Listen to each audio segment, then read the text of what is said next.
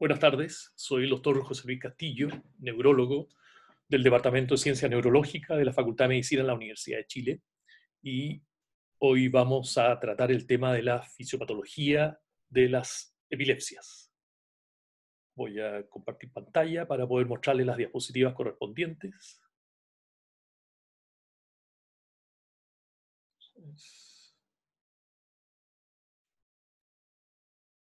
Eso es. Bien. Lo primero es aclarar algunos términos.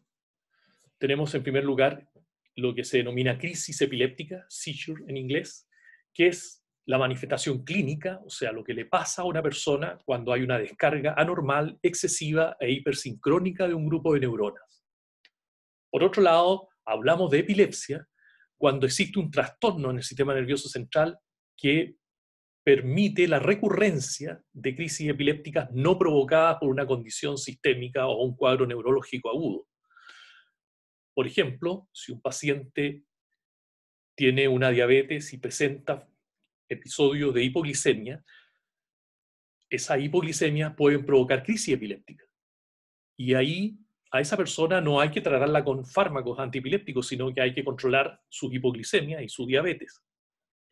En cambio, si un paciente tiene una condición crónica, una afección crónica del sistema nervioso central, esa condición lo puede exponer a presentar crisis epiléptica en forma espontánea y por lo tanto requiere un tratamiento farmacológico antiepiléptico crónico o en algunos casos incluso un tratamiento quirúrgico.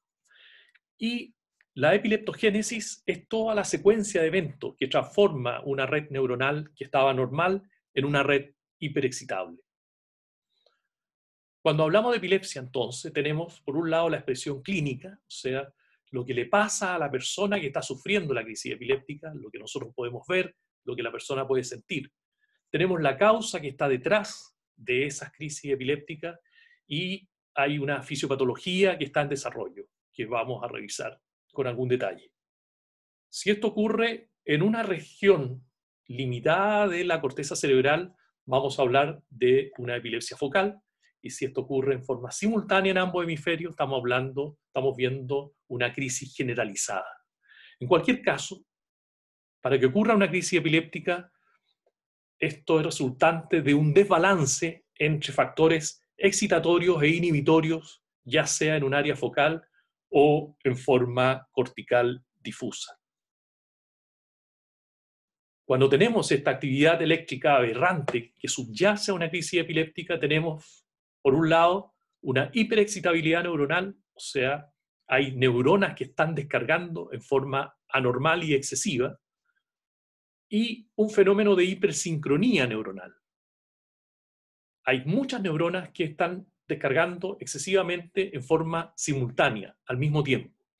Si este fenómeno involucra grandes redes neuronales, entonces estamos frente a la posibilidad de tener una crisis epiléptica. El elemento básico de la excitabilidad neuronal es el potencial de acción, como ustedes pueden recordar. En este esquema tenemos la membrana neuronal presenta un potencial de reposo que está aproximadamente menos 70 milivoltios. Si por entrada de iones sodio se produce una depolarización de la membrana y esta alcanza un determinado umbral que está alrededor de los menos 40 milivoltios, se puede producir este fenómeno todo o nada, que es el potencial de acción y que permite la comunicación entre las neuronas. En este esquema tenemos una neurona que está recibiendo aferencias excitatorias, aferencias inhibitorias, y se está registrando con un microelectrodo los cambios en la conductancia eléctrica. Si recibe estímulos excitatorios predominantemente, puede ocurrir entonces el desencadenamiento de un potencial de acción pasando del potencial de reposo a menos 70, alcanzando el umbral de menos 40 y permitiendo el disparo de este potencial de acción todo o nada. En cambio, si predominan las aferencias inhibitorias, es más probable que este potencial de reposo se hiperpolarice y por lo tanto se haga más difícil la generación de potenciales de acción. Y en este esquema de abajo tenemos la representación de la membrana neuronal con una doble capa lipídica, y entre ellas están ubicados los canales de sodio-potasio con su enzima sodio-potasio ATPasa.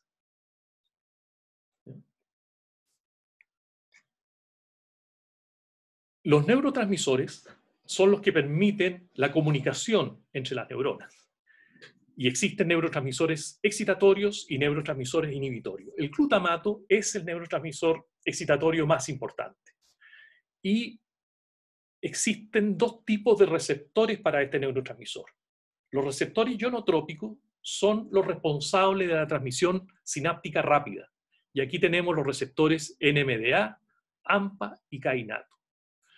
Y los receptores metabotrópicos son los responsables de la transmisión sináptica más lenta, donde destacan todo lo que es regulación de segundos mensajeros y actúan sustancias como la glicina, el zinc, etc. Aquí podemos ver la ubicación de receptores al glutamato, en este caso AMPA y NMDA, en la terminación postsináptica. ¿Ya? Además, es importante reconocer que existen receptores NMDA, N-metil de aspartato, que tienen no solamente canales de sodio, sino que tienen canales de calcio, que normalmente están bloqueados por iones magnesio. Pero si en circunstancias especiales de algún tipo de patología este magnesio es desplazado, se puede producir una activación neuronal excesiva. Esto se puede ver, por ejemplo, en situaciones de estatus epiléptico, que son crisis epilépticas que se repiten por varios minutos, a veces horas, ¿ya? O por fenómenos isquémicos, que pueden llevar a la muerte celular en un proceso denominado excitotoxicidad. Por otro lado, el neurotransmisor inhibitorio más importante que existe en el sistema nervioso central es el GABA. Y el GABA tiene dos tipos de receptores. Los receptores GABA-A están ubicados en la terminación postsináptica y están relacionados con canales de cloro, de ion cloro. El receptor GABA-B, en cambio, se ubican en la terminación presináptica y sus cambios se median fundamentalmente por corrientes de potasio. ¿Ya? Aquí tenemos un diagrama del receptor GABA para mostrar que en ese receptor existen sitios específicos para los barbitúricos y las benzodiazepinas, ¿ya? Que por esta razón, actuando en receptores GABA-A, tienen una acción muy importante anticrisis epiléptica. Ahora bien, tanto el glutamato como el GABA, que están saliendo a la hendidura sináptica, deben ser recaptados para que dejen de actuar a ese nivel. Y esto depende de transportadores que están en las neuronas y en la glía. Y ese es otro mecanismo que puede activar o suprimir crisis epiléptica, la interferencia con estos transportadores. Dependiendo del transportador bloqueado, se puede desencadenar un desbalance más excitatorio o más inhibitorio. Entonces, siempre vamos a estar hablando, el mecanismo clave de la generación de crisis epiléptica es mucha excitación o muy poca inhibición por un lado. Mucha excitación desde un punto de vista de canales iónicos, ingreso de sodio, ingreso de corrientes de calcio. Neurotransmisor involucrado, el glutamato ya mencionado, pero también otro neurotransmisor excitatorio que es el aspartato. Inhibición, muy poca inhibición, pérdida de inhibición por canales iónicos, cloro y corrientes de potasio. Y el neurotransmisor ya mencionado, el GABA. ¿Cuáles son los factores neuronales intrínsecos que modifican esta excitabilidad neuronal? Tenemos fundamentalmente 4. Los canales iónicos, el tipo de canal iónico, el número, su distribución, modificaciones que pueden ocurrir a nivel de los receptores, activación de sistemas de segundo mensajero, que como ya mencionaba, pueden influir bastante en la neurotransmisión más lenta fundamentalmente, y pueden llegar a modularse la expresión génica de algunos receptores. Veamos con algunos ejemplos de esto. Dentro de estos factores neuronales extrínsecos, entonces, modificaciones bioquímicas de los receptores. Se ha visto, por ejemplo, que la fosforilación de receptores NMDA aumenta la permeabilidad al calcio, y eso es capaz de generar un importante aumento de la excitabilidad. Por otro lado, activación de segundos mensajeros, en que, por ejemplo, la unión de norepinefrina a un receptor alfa habitual puede activar un GMP cíclico, esto activa una proteína G, se abren canales de potasio y disminuye la excitabilidad. Toda esta cadena de activación de segundos mensajeros puede llevar, por lo tanto, a cambio en la excitabilidad neuronal. Y modulación de expresión génica, por último, por ejemplo, la edición de un par de RNA que codifica una subunidad específica receptor de glutamato, puede cambiar la selectividad iónica de ese canal y, de esa manera, modificar este balance excitatorio-inhibitorio en uno u otro sentido. Por otro lado, ¿cuáles son los factores extraneuronales, extrínsecos, que pueden modificar la excitabilidad de la neurona? Tenemos cambio en las concentraciones de iones extracelulares, remodelaciones, cambios en la sinapsis por las aferencias, ¿ya? Cambio en la localización o en el tipo de sinapsis, y modulación en el metabolismo de los neurotransmisores o recaptación por parte de la glía. Veamos ejemplos. Cambio en la concentración de iones extracelulares. La disminución en el espacio extracelular, por ejemplo, aumenta el potasio extracelular. Esto va a impedir que salga potasio en el proceso de repolarización y puede aumentar la excitabilidad neuronal. En cuanto a la remodelación sináptica, por ejemplo, este es un fenómeno que se utiliza para generar focos epilépticos en modelos animales experimentales. La descarga de alta frecuencia de estimulación, lo que se denomina el potencial post-tetánico, puede generar aumentos de la excitabilidad capaces de generar crisis epiléptica en modelos animales. Y la modulación del metabolismo neurotransmisor o la recaptación de la glía. Si disminuye el metabolismo glial y disminuye la captación de neurotransmisores como el glutamato, por ejemplo, vamos a tener cambio en la excitabilidad e inhibición. Conviene detenerse en la glía, el rol de la glía. La glía es muy importante en todo esto. ¿Por qué? Tiene un rol en la restauración de la homeostasis iónica después que ha ocurrido la actividad neuronal. Producto de la actividad neuronal va a haber un exceso de potasio en el espacio extracelular. Ese potasio es capturado por la glía. Por lo tanto, si ese fenómeno no se produce, si este mecanismo no está activo, eso puede llevar a una hiperexcitabilidad neuronal por diferencia de cargas iónicas. También la glía cumple un rol importante en el transporte del glutamato, sacándolo del espacio extracelular. ¿Ya? Si ese fenómeno se bloquea, también tenemos el riesgo de un fenómeno de excitotoxicidad o un fenómeno de crisis epiléptica. ¿Ya? Y por otro lado, además, regula el pH extracelular y puede ser capaz de liberar agentes neuroactivos menos conocidos a este espacio, que también van a influir en los fenómenos de transmisión neuronal. El hipocampo es una de las estructuras más estudiadas y más importantes en relación a la epilepsia, porque es el lugar donde ocurren las crisis focales más frecuentes, que son las epilepsias del lóbulo temporal. ¿Ya?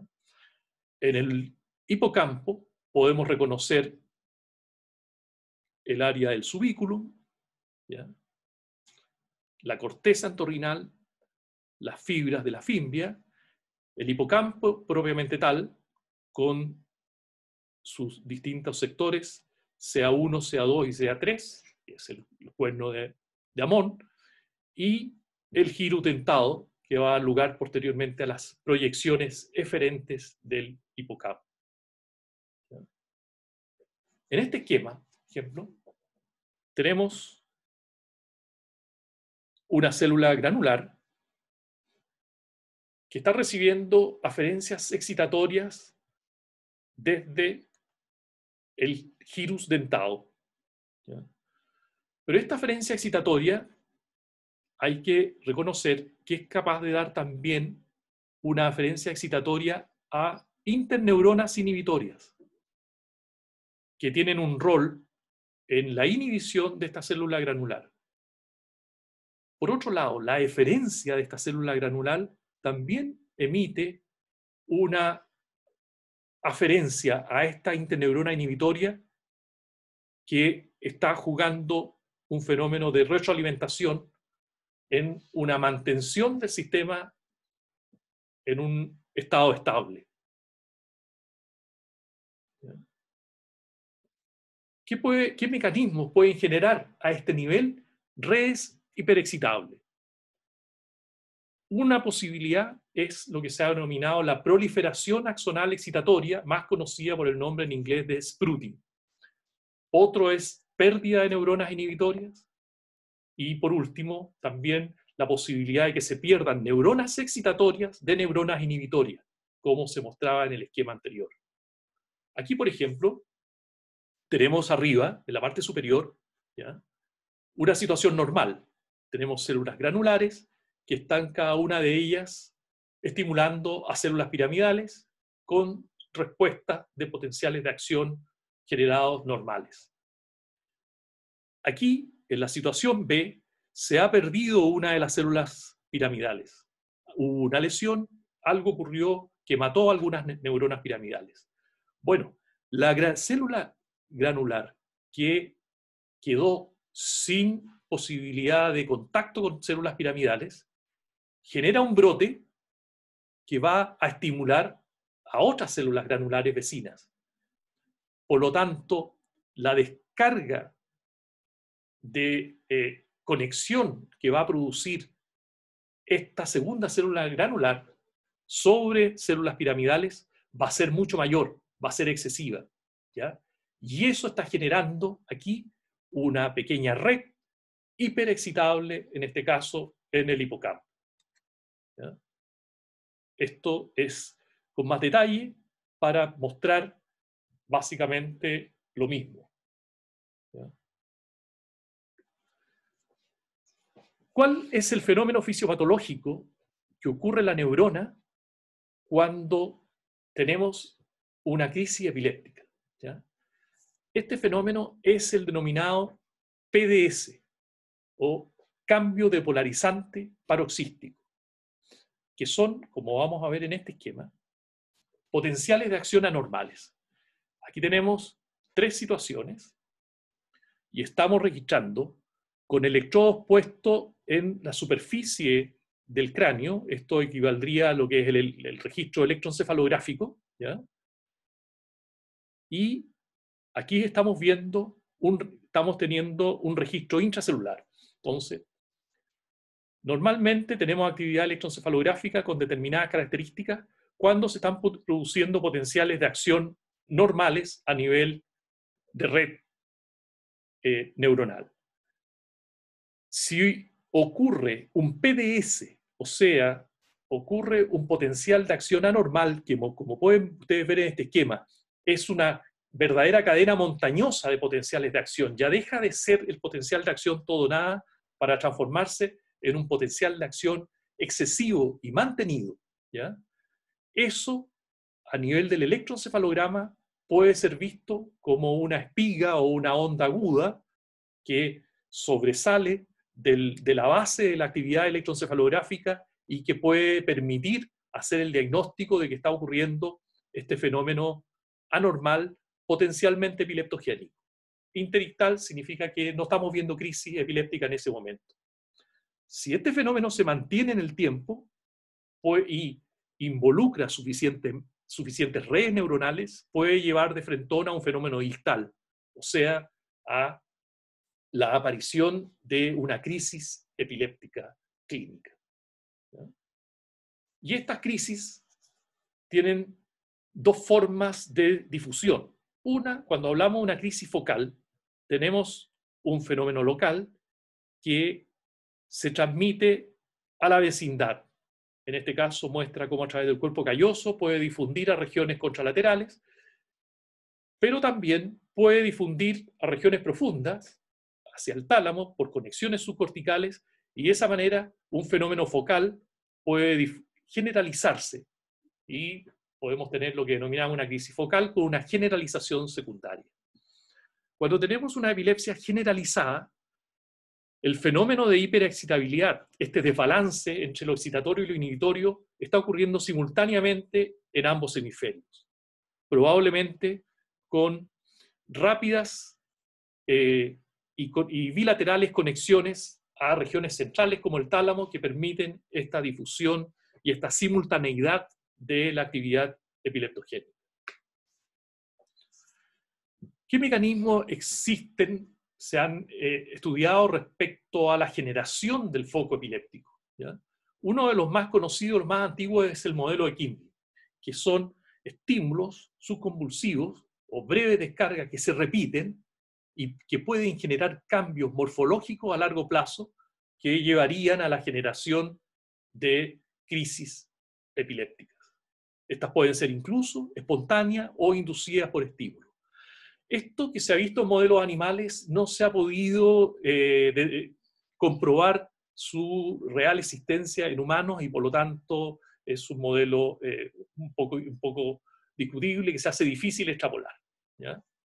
Aquí tenemos en un diagrama mucho más bonito lo que ya les contaba respecto de las descargas neuronales normales con sus distintos niveles de distribución y lo que ocurre cuando hay un fenómeno hiperexcitable, ¿ya? Con el aumento en la cantidad de descargas y además la mayor posibilidad de difusión a redes, involucrando redes que lleven a fenómenos clínicos epilépticos. ¿Ya? Ahora, existen muchos mecanismos fisiopatológicos que pueden determinar un desbalance entre lo excitatorio y lo inhibitorio que lleve al fenómeno epiléptico. Aquí tenemos, por ejemplo, los distintos niveles en funciones cerebrales, trastornos en la red, trastornos en la neurona, trastornos en la síntesis de los neurotransmisores, ¿ya? Trastornos en el desarrollo sináptico, alteraciones en los canales, etc. Cada uno de ellos producto de una condición especial que con una explicación fisiopatológica también que le corresponde y que puede llevar a este fenómeno de la crisis epiléptica o de la epilepsia. ¿Ya? En las epilepsias llamadas primarias no se conoce la causa, ¿ya? Pero cada vez más se ve que existen factores genéticos que pueden predisponer al desarrollo de estas descargas epilépticas generalizadas. ¿Ya? En las canalopatías, en cambio, que son las que se explican fundamentalmente y que explican las convulsiones neonatales familiares benignas, ¿ya? Tenemos aquí dos posibilidades de alteración. Normalmente la generación del potencial de acción que hemos conversado se debe a la entrada de sodio de polarización, salida de potasio, ¿ya? Pero si hay una mutación en el canal que hace que la entrada de sodio sea excesiva, eso puede llevar a un cambio de polarizante paroxístico en la neurona, o sea, a un fenómeno fisiopatológico que lleve a la generación de crisis epiléptica. Por otro lado, si el canal enfermo es el canal de potasio, que no está cumpliendo su rol de, a medida que entra sodio, permita la salida del potasio, esto puede llevar al mismo fenómeno de hiperdespolarización que subyace a una crisis epiléptica. El fenómeno epiléptico de la crisis o de la epilepsia, ¿ya?, es un fenómeno inespecífico en relación a las causas. O sea, cualquier daño que se provoque en el cerebro, especialmente si afecta a la corteza cerebral, puede llevar al fenómeno epiléptico. Aquí tenemos, por ejemplo, tumores, lesiones vasculares, ya sean isquémicas o hemorrágicas, malformaciones arteriovenosas, traumatismo, esto es una causa muy importante de epilepsias, infecciones, abscesos, encefalitis y enfermedades congénitas y hereditarias como la esclerosis tuberosa, ¿ya?, pueden ser causas de fenómenos epilépticos. ¿Ya? Aquí están clasificadas, y bueno, prácticamente cualquier enfermedad metabólica, cambio electrolítico, bioquímico, anoxias, drogas, la hipoglicemia que les mencionaba al inicio, privación de alcohol, de droga, todo eso puede estar detrás de una crisis epiléptica.